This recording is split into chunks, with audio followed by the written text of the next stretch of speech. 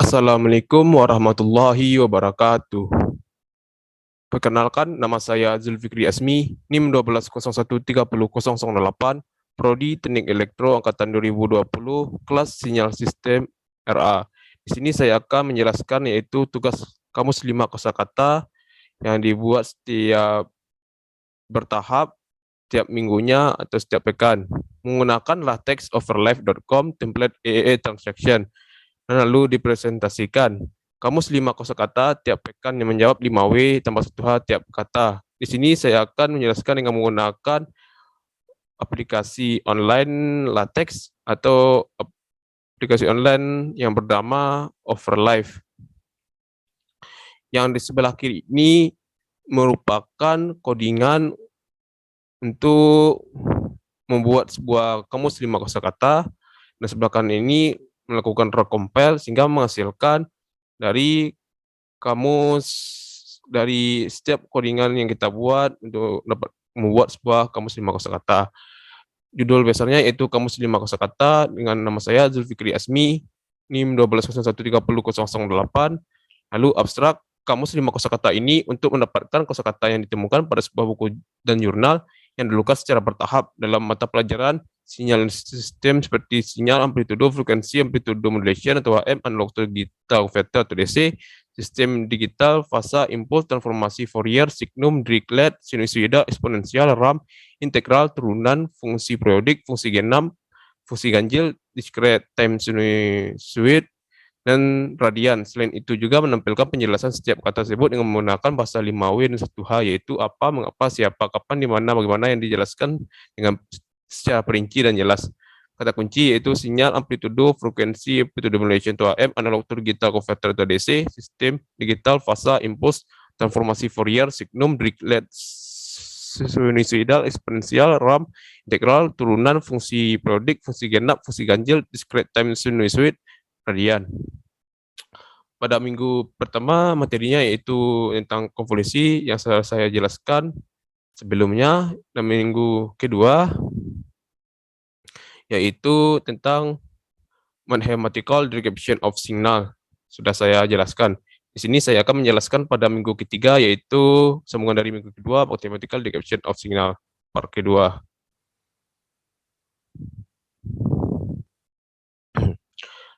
Kosakata yang pertama yaitu integral dengan menggunakan O5W tambah 1H.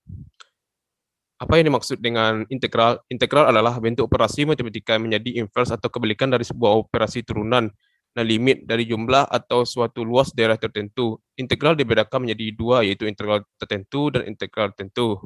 Siapa penemu dari integral?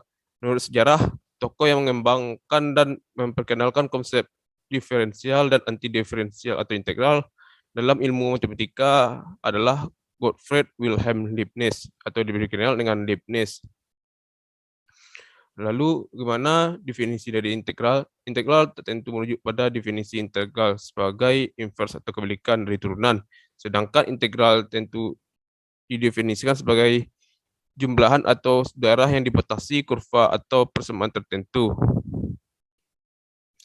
Lalu bagaimana cara dari integral ini? Konsep dasar integral adalah cara penjumlahan berkesinambungan atau kontinu. Integral dapat disebut lawan atau kebalikan dari diferensial. Artinya integral ini merupakan anti turunan atau lambang integral ini seperti ini. Integral bisa dinotasikan sebagai berikut, yaitu integral fx sama dengan fx tambah c. Lalu mengapa kapan integral digunakan? Integral tak tentu. Pertama yaitu integral tak tentu. Integral tak tentu adalah merupakan sebuah inverse atau kebalikan dari turunan. Mengapa? Apabila sebuah dari turunan dari suatu fungsi, jika diintegralkan akan menghasilkan sebuah fungsi itu sendiri. Pada suatu diberikan, maka fungsi f dari variabel real x dengan interval a, b pada sebuah garis lurus integral tertentu, yaitu integral b a fx dx. Sehingga dapat disimpulkan area yang dibatasi oleh kurva f sumbu x sumbu y serta garis vertikal x sama dengan a dan x sama dengan b dengan area yang berada di atas sumbu x akan bernilai positif. dan area di bawah sumbu X akan bernilai negatif. Integral dapat digunakan untuk merujuk atau anti turunan pada sebuah fungsi f yang turunannya adalah fungsi f. Sehingga pada kasus ini disebut sebagai integral tak tentu dengan notasi ditulis yaitu integral fx dx sama dengan fx tambah c. Lalu digunakan pada integral tentu. Integral tentu pertama kali diperkenalkan oleh seorang ilmuwan terkenal yaitu Newton dan Leibniz yang kemudian diperkenalkan lebih lanjut secara modern oleh Riemann. Pengertian integral tentu memiliki batas atas dan batas bawah. Pada pengapliksian, integral tentu dapat digunakan untuk menghitung luas di bawah kurva dengan batas-batas tertentu atau menghitung volume benda jika diputar. Seperti berikut, yaitu integral BA fx dx sama dengan FB dikurang FA. Lalu kosakata yang kedua yaitu turunan. Apa yang dimaksud dengan turunan? Turunan merupakan suatu perhitungan terhadap perubahan nilai fungsi karena perubahan nilai output atau variabel. Turunan disebut juga sebagai diferensial dan proses dalam menentukan suatu turunan pada fungsi yang disebut sebagai diferensiasi. Ini merupakan gambar dari grafik turunan. Siapa penemu dari turunan? Turunan merupakan salah satu cabang diferensial kalkulus. Maka secara perkembangannya juga berhubungan erat dengan perkembangan kalkulus. Konsep turunan diperkirakan pada saat yang bersamaan oleh Sir Isaac Newton 1642 sampai 1727, ahli matematika dan fisika bangsa Inggris, dan Gottfried Wilhelm Leibniz 1646 sampai 1716, ahli matematika bangsa Jerman. Turunan secara umum dapat dinamakan dengan diferensial, sedangkan turunan fungsi tersebut dapat ditentukan dengan proses bernama diferensiasi. Bagaimana definisi dari turunan? Menggunakan konsep limit, maka turunan dapat didefinisikan sebagai berikut. Fx sama dengan limit H0, F dalam kurung X tambah H dikurang Fx dibagi dengan H. Turunan dapat didefinisikan sebagai limit dari perubahan rata-rata dari nilai fungsi terhadap variabel X. Kapan turunan digunakan? Penerapan turunan yaitu diantaranya turunan diterapkan pada perhitungan gradien garis singgul sebuah kurva. Yang kedua, turunan diterapkan pada penentuan interval sebuah fungsi, baik fungsi turun atau fungsi naik. Tiga, turunan diterapkan pada penentuan nilai stasioner sebuah fungsi. Keempat, turunan diterapkan pada penyelesaian masalah yang berhubungan dengan persamaan gerak. Kelima, turunan berguna untuk menyelesaikan masalah minimum dan maksimum. Kata yang ketiga yaitu fungsi periodik. Apa yang dimaksud dengan fungsi periodik? Fungsi periodik adalah fungsi yang mengulang nilai-nilainya secara berkala atau periode. Grafik fungsi periodik terlihat seperti pola tunggal yang berulang-ulang. Siapa penemu dari fungsi periodik?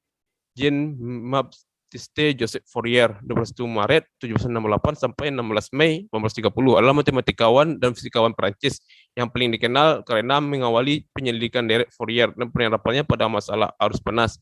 Dalam matematika, Derek Fourier merupakan penguraian fungsi periodik menjadi jumlah fungsi-fungsi berosilasi, yaitu fungsi sinus dan kosinus, ataupun eksponensial kompleks. Studi Derek Fourier merupakan cabang analisis Fourier. Derek Fourier diperkenalkan oleh Joseph Fourier 1768 sampai 1830 untuk memecahkan masalah persamaan panas di lempeng logam. Terus, bagaimana cara kerja dari fungsi periodik? Fungsi periodik yang terkenal adalah fungsi trigonometri, yaitu sinus, kosinus, tangen, kotangen, kosekan. Lalu, bagaimana kapan fungsi periodik digunakan? Selainnya pada fungsi periodik yang ada di alam seperti gelombang cahaya, gelombang suara, dan fase bulan. Masing-masing ketika digambarkan pada bidang koordinat membuat bola berulang pada interval yang sama sehingga mudah diprediksi.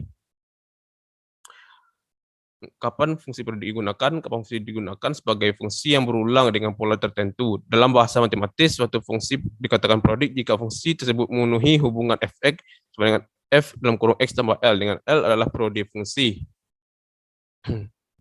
Lalu cara kerjanya yaitu salah satu contoh fungsi periodik yang paling mudah adalah fungsi trigonometri seperti fungsi sinus. Fungsi trigonometri memiliki periode sebesar 2pi sehingga sin X sama dengan sin dalam kurung X 2pi. Oleh karena itu, untuk menganalisis fungsi periodik hanya memperlakukan fungsi dalam satu periode saja. Suatu fungsi periodik fx dapat dituliskan sebagai berikut, yaitu fx sama dengan tak hingga n kuang sampai n sama dengan 0, an sin dalam kurung nx ditambah vn. Karena sin dalam kurung nx tambah vn sama dengan sin nx cos vn ditambah cos nx sin vn, maka dapat merepresentasikan fungsi periodik sebagai penjumlahan dari fungsi sinus dan kosinus, yaitu fx sama dengan A0 bagi dengan 2 ditambah tak hingga dari n sama dengan 1 n cos nx ditambah bn sin nx. Maka di bawah ini adalah gambar dari fungsi periodik. Dari gambar di atas dari Gx maka dapat dituliskan yaitu Gx sama dengan 1 per Pi X tambah 1 min Pi kecil sama dari X kecil sama dari 0. 1 per Pi X kurang 1, itu 0 kecil sama dari X kecil sama dari Pi. Sehingga dapat ditetapkan dalam Fourier sebagai berikut, fx sama dengan min 2 per Pi tak hingga sampai n sama dengan 1 sin nx bagi dengan n. Lalu kata yang keempat yaitu fungsi genap. Apa yang dimaksud dengan fungsi genap? Fungsi genap adalah suatu fungsi di mana misalkan fx suatu fungsi maka fx disebut sebagai fungsi genap jika nilai dari f min x sama dengan fx untuk setiap bilangan x. Fx merupakan fungsi genap apabila berlaku v min x sama dengan fx untuk setiap bilangan real x, e, df. Lalu bagaimana cara dari fungsi genap? Konfig fungsi genap simetri terhadap sumbu y, itu sumbu 3. Contoh ini merupakan fungsi kuadrat yang grafiknya berupa parabola yang terbuka ke atas seperti gambar berikut. Seperti ini. Maka dapat disimpulkan bahwa sumbu y menjadi cermin sehingga kurva di sebelah kiri merupakan bayangan dari kurva di sebelah kanan atau sebaliknya. Apabila akan ditunjukkan bahwa fx sama dengan x pangkat 2 merupakan fungsi genap, maka akan diganti x menjadi min x. Sehingga akan diperoleh v min x seperti berikut. V min x sama dengan min x kuadrat. Sehingga mendapatkan sama dengan min x kali min x menjadi x kuadrat. Sehingga mendapatkan v min x sama dengan fx. Sehingga diperoleh v min x dengan fx. Fx merupakan fungsi bernilai nyata dari variabel real pada f merupakan event sehingga persamaan berikut berlaku untuk semua x dan min x dalam domain f.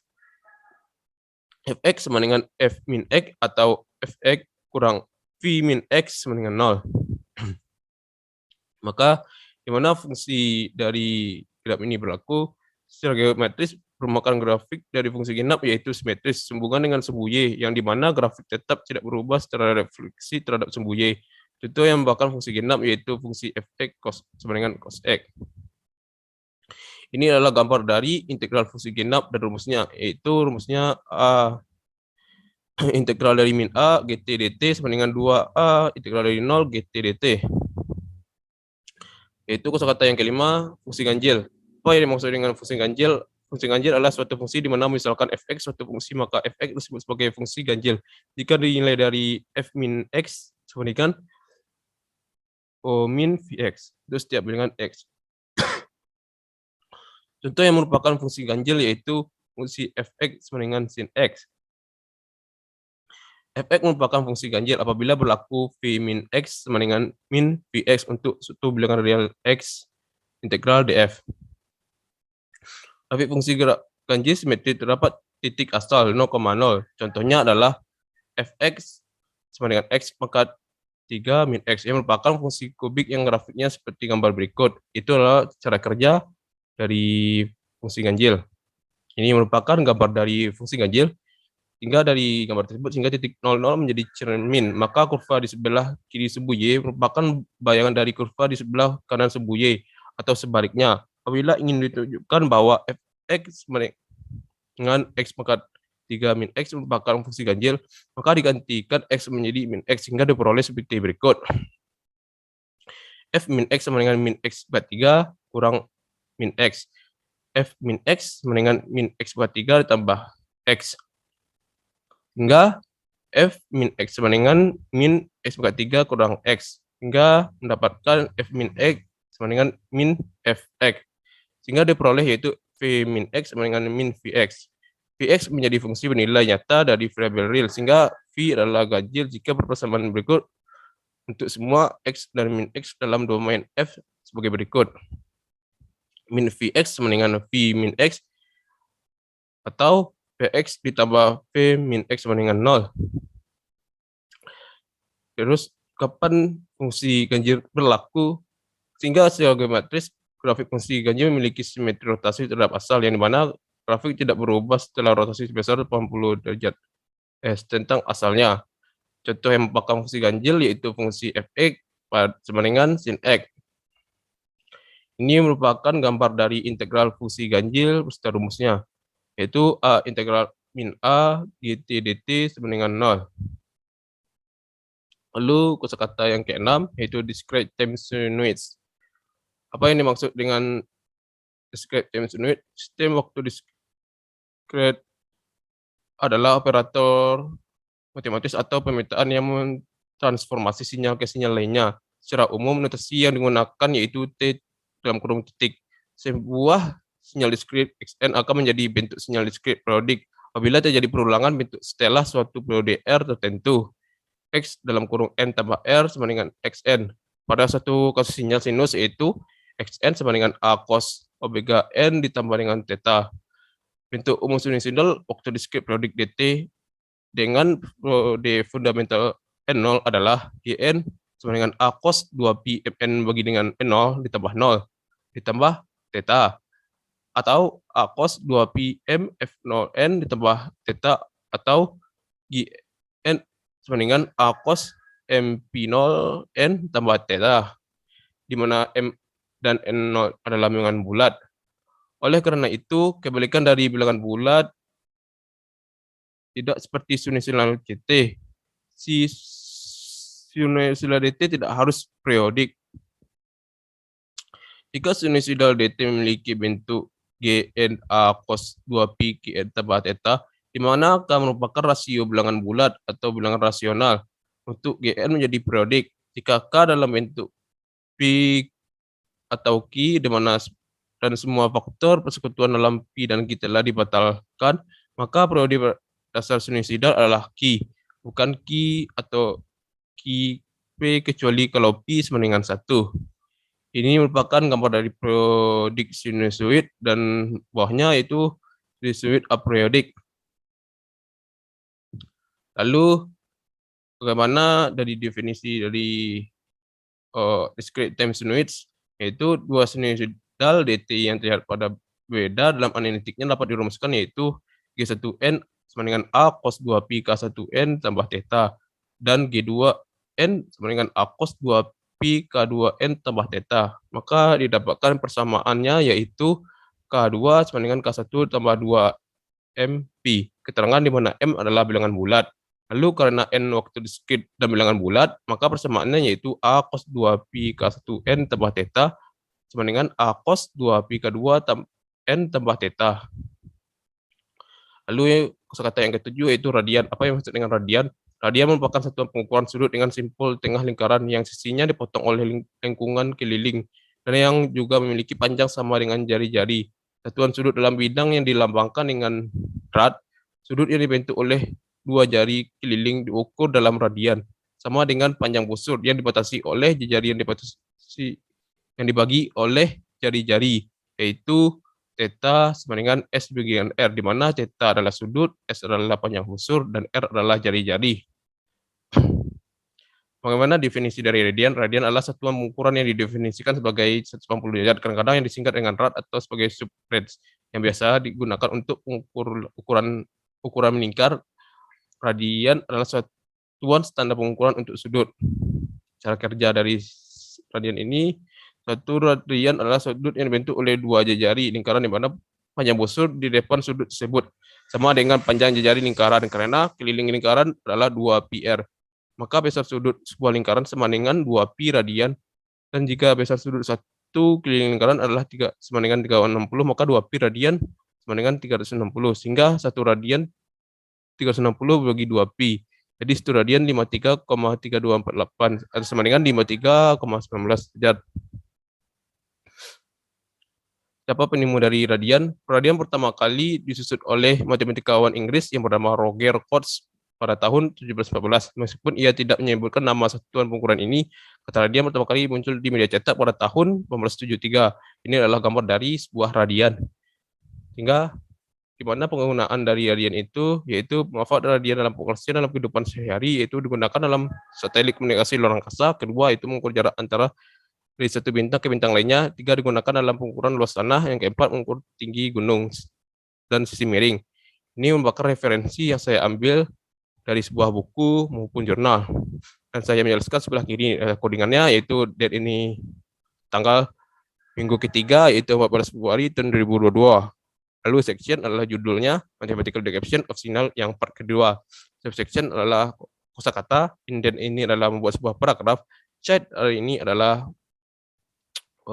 membuat sebuah referensi dari sebuah buku atau jurnal.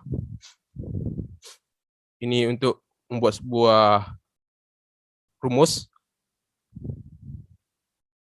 Lalu ini untuk memasukkan sebuah gambar, codingan untuk membuat sebuah gambar. Untuk menampilkan sebuah tanda, kita harus membuatnya dengan menulis nama itu sendiri. Dengan contoh seperti omega, yaitu $, strip omega, maka mendapatkan omega. Lalu dari ini maka menggunakan yaitu untuk memunculkan yaitu referensi dan end dokumen untuk mengakhirinya. Dari referensi itu memanggil dari daftar pesuka ini. Sudah kita membuat ini, lalu download dalam PDF. Didownloadkan dalam PDF seperti ini, dalam PDF. Maka dapat disimpulkan kosakata yang saya cari itu yaitu pertama yaitu integral, yang kedua turunan, yang ketiga yaitu fungsi periodik, keempat fungsi genap, yang kelima fungsi ganjil, yang keenam yaitu discrete time sinusoid, yang ketujuh yaitu radian. Maka jika ada kata-kata saya yang salah, saya minta maaf. Assalamualaikum warahmatullahi wabarakatuh.